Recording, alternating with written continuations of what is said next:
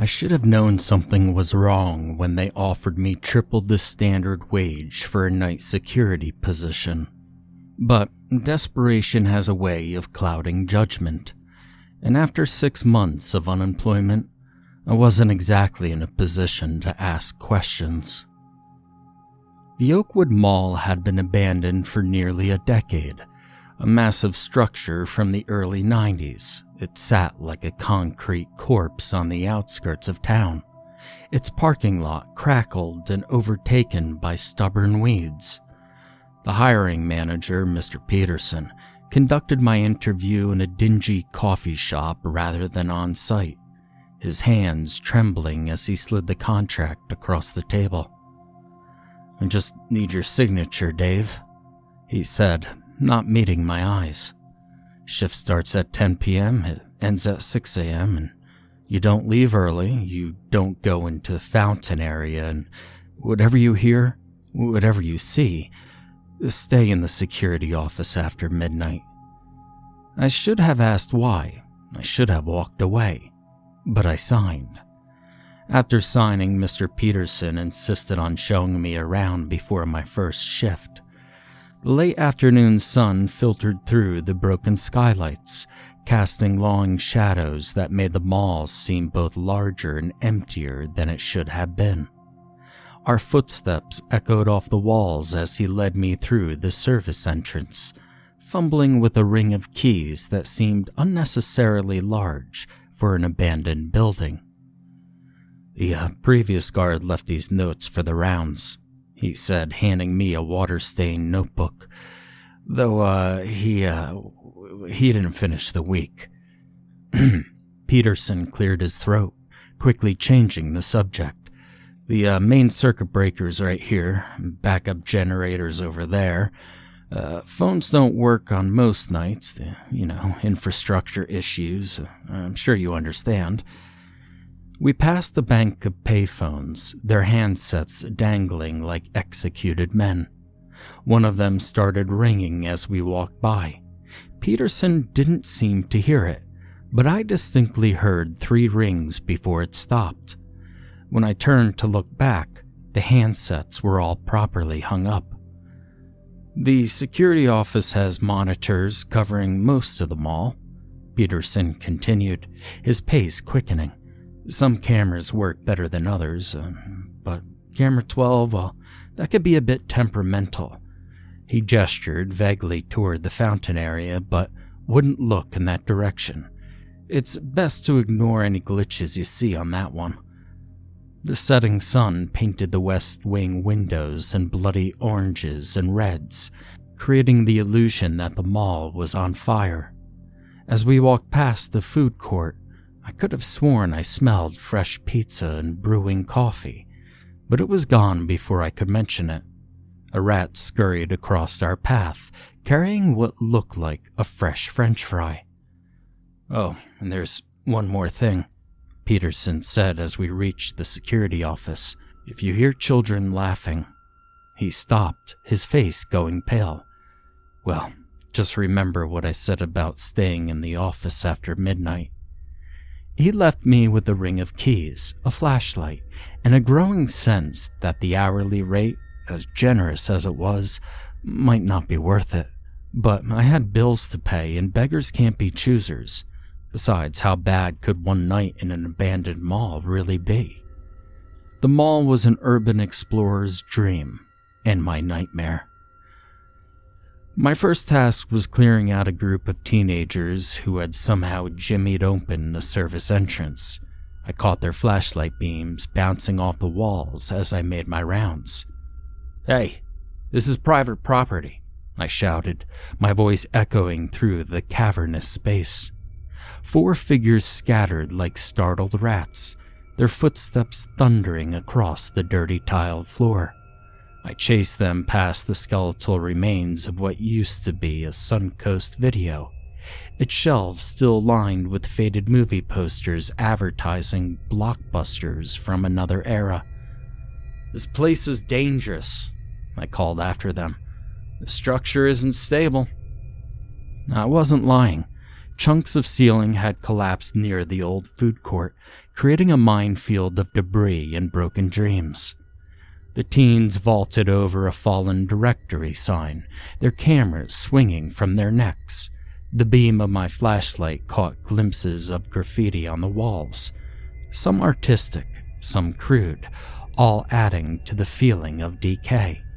One of them shouted back, "You shouldn't stay here, man. This place is cursed." I followed them through what used to be a Spencer's Gifts, the empty racks casting prison bars' shadows across the floor. The air was thick with the musty smell of rotting carpet and stagnant water. Display cases stood like abandoned aquariums, their glass clouded with years of dust. In the beam of my flashlight, I could see personal items left behind during the mall's sudden closure. A coffee cup still sitting on the counter, an open magazine frozen in time, a child's shoe laying on its side. The teens finally found their exit point, disappearing into the night through a broken emergency door. I secured it as best I could with the length of chain that I found in the maintenance closet. Then, standing there in the silence that followed, I really looked at my surroundings for the first time. The 2-story atrium stretched above me like the ribcage of some extinct beast. Broken skylights let in slivers of moonlight that painted strange patterns on the floor. The escalators stood frozen, their steps thick with dust and debris. A massive artificial tree, now brown and brittle, reached its dead limbs toward the ceiling, still strung with the tattered remains of Christmas decorations from the mall's final holiday season. The shuttered storefronts stared back at me like blind eyes. KB Toys, Orange Julius, Radio Shack, Walden Books, names that were now retail fossils. The fountain area was blocked off by rusted construction barriers, though I could hear water running from somewhere behind them. Must be a broken pipe, I thought. I made a mental note to avoid that section, remembering Mr. Peterson's warning. In the distance, a sign for Gadzooks swung lazily on one remaining chain, creating a rhythmic creaking that seemed to keep time with the dripping water echoing from somewhere in the darkness. The smell of mold and decay was overwhelming, but underneath it was something else. That sickly sweet scent, like sugar gone bad. My footsteps crunched on broken glass as I made my way back to the security office. The mall maps still mounted on the walls showed cheerful, "You are here" markers, now faded to a ghostly pink. A child's balloon, somehow still partially inflated after all these years, drifted past me at ankle height, pushing by unseen air currents. I told myself the moving shadows in my peripheral vision were just tricks of the light, that the whispers I heard were just the wind finding its way through broken windows, that the face I had glimpsed reflected in a darkened storefront was my own. But I was wrong about all of it. My first night started normally enough. The security office was a small room near the main entrance. Around 11:30 p.m., I decided to do my first walkthrough. The beam of my flashlight bounced off shuttered storefronts, creating twisted shadows that seemed to dance just at the edge of my vision. My footsteps echoed through empty corridors, each sound returning slightly different than it should have. And that's when I heard it, the music. It was faint at first, like a distant music box, playing a distorted version of some cheerful mall jingle from decades past. It seemed to be coming from the West Wing. Against my better judgment, I followed it. The music led me to what used to be a toy store. Through the dusty windows, I could see shelves still stocked with abandoned merchandise, all of it covered in a thick layer of grime. But something wasn't right. The toys, Well, they weren't where they should be. I could have sworn that giant teddy bear was facing the other direction when I passed by it earlier. A child's laugh echoed through the corridor, and I spun around, my heart pounding. "Hello?" My voice sounded small in the vast emptiness. "This is security. The mall is obviously closed." The laughter came again, closer this time, followed by the sound of small feet pattering across the tile. But the corridor was empty. When I turned back to the toy store, every single stuffed animal that was still there was facing the window, watching me.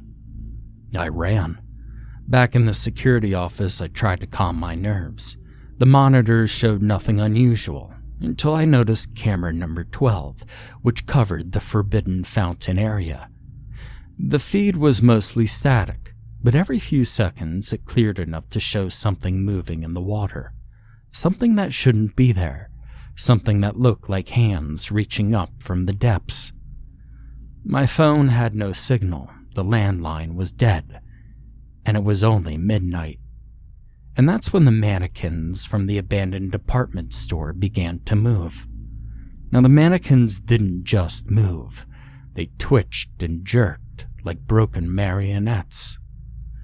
Through the security feed, I watched them drag themselves across the floor of what used to be a JCPenney, their plastic limbs leaving long scratches in the dusty tile.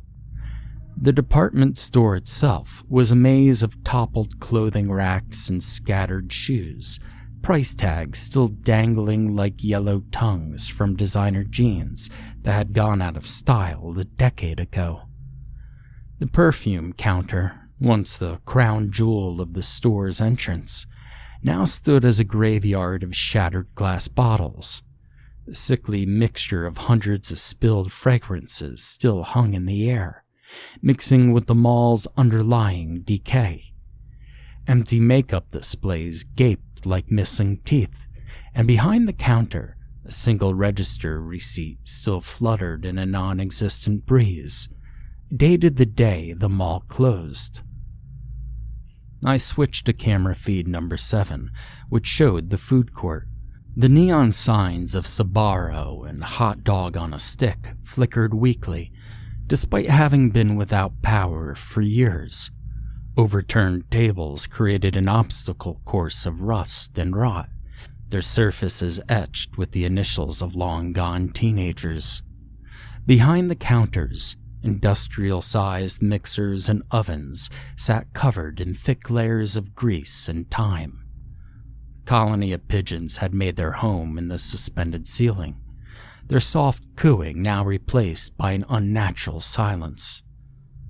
The mall directory near my office still glowed faintly, another impossibility given the power situation. Its backlit surface showed a cheerful map marked with 2 stores that no longer existed. Structure, Miller's Outpost, Sam Goody, The Limited. Each store name flickered and changed as I watched, eventually spelling out words that made my stomach turn. Help us. Down here. And join us, Dave. Hell, even the plants, fake as they were, seemed to twist in my direction as I monitored the feeds. The dried-up palm trees that had once given the mall its tropical theme now looked like gnarled hands reaching toward the security cameras. Their shadows stretched impossibly long across the floor, despite the absence of proper lighting to cast them. In the old arcade next to the food court, the machines had come to life. The screens of Street Fighter II and Mortal Kombat cabinets pulsed with static, their attract modes playing out in reverse. The claw machine, still full of stuffed, rotting animals, ran through its cycle again and again, but instead of toys, it seemed to be grabbing at something that wasn't there. The prize counter's glass display case was intact, but empty, save for a single plastic token that spun endlessly on its edge. Now, Maybe I was finally losing it. But after Sarah's death last year, the therapist had warned me about stress-induced hallucinations. Grief does strange things to the mind, she'd say. But this job was supposed to be my fresh start, a way to get back onto my feet after spending my savings on Sarah's medical bills. My sister had always been the stronger one, fighting her illness with a smile until the end. And now, alone in this massive abandoned structure, I wish I had even a fraction of her courage. Again, I forced myself to focus on the monitors. The mannequins had returned to their original positions, but the fountain feed was getting worse. Through the static, I could make out more details. The hands were pale, almost bluish, with long fingers that seemed to beckon. The water in the fountain shouldn't even be running anymore. My curiosity did get the better of me. I pulled out the mall's original blueprints from a filing cabinet, hoping to understand why the fountain area was off limits. And what I found made my blood run cold. The original plan showed no fountain. Where the fountain stood, there should have been a memorial plaza. I dug deeper into the files and found a newspaper clipping from 1994. Tragic accident at mall opening. 7 children missing. The article was incomplete, but one line did stand out. Witnesses reported seeing the children near the newly installed fountain moments before their disappearance. A loud crash from the corridor snapped me back into reality. The security monitors flickered in unison, and for a split second, every screen showed the same image. A group of children, soaking wet, standing in various locations throughout the mall. Their faces were obscured by static, but their bodies were unnaturally still. The temperature in the office plummeted. My breath came out in visible puffs as I heard that damn music box tune again. This time accompanied by multiple voices singing a warped version of a popular 90s mall jingle. Oakwood Mall, where dreams come true. Oakwood Mall, where we're waiting for you. The singing stopped abruptly, replaced by the sound of water. Not dripping, but rushing water, like a burst pipe. It was coming from everywhere and nowhere at once. The monitors showed water seeping under the doors, flooding the corridors, all flowing towards the fountain. And that's when I remembered Mr. Peterson's trembling hands, the way he couldn't meet my eyes. I found the employee records in another filing cabinet. Every single guard before me had disappeared on their first night. All 12 of them. The most recent was just 2 weeks ago. A small voice spoke directly behind me. "Will you play with us, Dave?" The others didn't want to play. I didn't turn around. I couldn't. The security office chair I was sitting in was suddenly wet, and I could feel cold, small hands on my shoulders. "The fountain is lonely," another voice whispered. "We're all lonely." The monitors went black, then displayed a single message across all the screens. "Your shift isn't over yet." Water was seeping under the office door now, but it wasn't water at all. It was too dark, too thick. The sweet rotting smell from earlier grew overwhelming. Through the glass window of the security office, I could see them. Child-sized shadows moving through the darkness, leaving wet footprints that glowed with a sickly light. The mannequins stood at attention along the walls, their blank faces somehow expectant, like an audience waiting for a show to begin. But they were the least of my concerns now, because the fountain, that cursed fountain that was never meant to exist, had started singing my name. The singing of my name grew louder and more insistent. The dark water was ankle deep now, and the cold that emanated from it seemed to seep into my bones. I knew I had two choices: stay in the office and face whatever was coming for me, or make a run for the fountain and confront this horror at its source. Sarah's voice echoed in my memory. Sometimes the only way past fear is right through it. I burst out of the office, splashing through the black water. The children's shadows flitted along the walls, their laughter bouncing off the tiles in distorted echoes. The mannequins' heads turned in unison to follow my progress, their plastic bodies creaking like old doors. My path to the fountain took me through the heart of the mall's decay.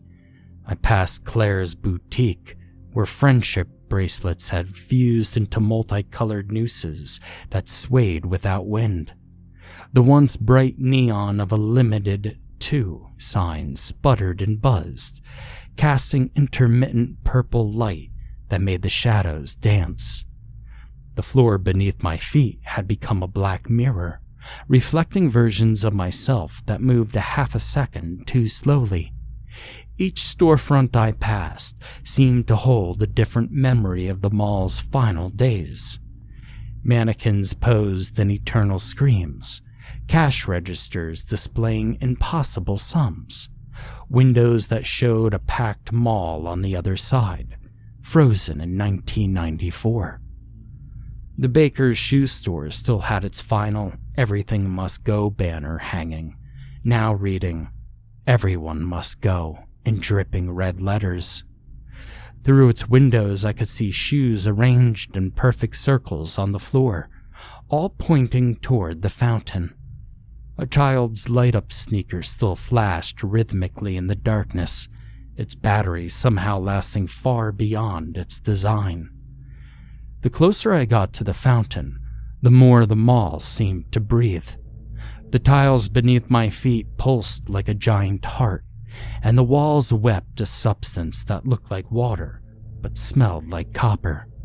The potted plants, long dead, began to bloom with flowers that shouldn't exist, black petals that followed my movement like hungry mouths. Then the fountain came into view and I froze. It wasn't just water flowing from it anymore. Memories spilled out in liquid form. I saw flashes of the past. A mall's opening day in 1994. 7 excited children gathering around the fountain for a photo. A maintenance worker in the background, his face twisted with worry as he tried to warn someone about the faulty wiring. The flash of a camera, a surge of electricity. Screams cut short. But that wasn't the whole truth. The fountain wasn't just the site of tragedy.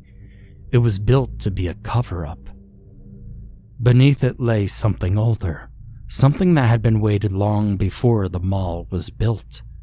The missing security guards, the children, it had been feeding for decades. They tried to trap us here, a small voice said beside me. I turned to see a young girl, her form flickering like a bad TV signal. The fountain was supposed to seal it, but it made things worse. Now we're a part of it. The water surged, and I saw them all, not just the 7 children, but every person who had vanished here, their faces pressed up against an invisible barrier just beneath the water's surface, mouths open in silent screams, and among them I recognized the faces of the missing security guards. "It's hungry again," the girl whispered. "But you're different. You could see us. You might be able to help us." The thing beneath the fountain finally revealed itself, rising from the depths like a mountain of darkness and teeth. It had been using the children's form to lure its prey, feeding off of fear and innocence for what must have been centuries. But the girl was right. I was different. My grief for Sarah had left me open to seeing the truth, and in that moment, I understood what needed to be done. The entity fed on fear, but there was something it couldn't digest. Love. I thought of Sarah's final moments, how even in death she had taught me about courage. I reached into my pocket and pulled out her locket, the one I always carried for luck. Inside was a photo of us as children, smiling at a mall, not unlike this one. The entity lunged, but I stood my ground. I held the locket up, and Sarah's memory filled my mind. The children's spirits suddenly surged forward, no longer hostile, but desperate for release. They understood, too. The locket began to glow with a warm light that cut through the darkness. The entity recoiled, its form destabilizing. The children's spirits joined hands, their own memories of love and life before the tragedy adding to the light. The fountain cracked and the entity shrieked, a sound like 1,000 drowning screams. The mall itself seemed to shake apart as the thing that had haunted it for so long began to dissolve. I woke up in the parking lot as dawn broke. The mall was still standing, but somehow different, lighter, as if a shadow had been lifted. The fountain was gone, replaced by what could have been there all along, a simple memorial plaza. Mr. Peterson found me there. He looked different too, more younger and relieved. "You're the first," he said quietly. "First to survive and to understand." I handed in my resignation that morning. The mall was demolished a month later, but before it came down, they recovered bodies. 7 children, 12 security guards, and countless others lost to time. They all got proper burials. I still work security, but at a different place now. I keep Sarah's locket with me, and sometimes on quiet nights, I hear distant laughter. Not menacing, but free, full of life. And when I dream of the fountain, I see the children playing in clean water, finally at peace. Now some say the entity is gone, others say it just moved on, looking for another place to feed. But I know the truth. Sometimes the greatest horrors aren't the monsters themselves, but the loneliness and fear they leave in their wake. And sometimes the only way to fight darkness is to remember that love, even in memory, burns brighter than any shadow.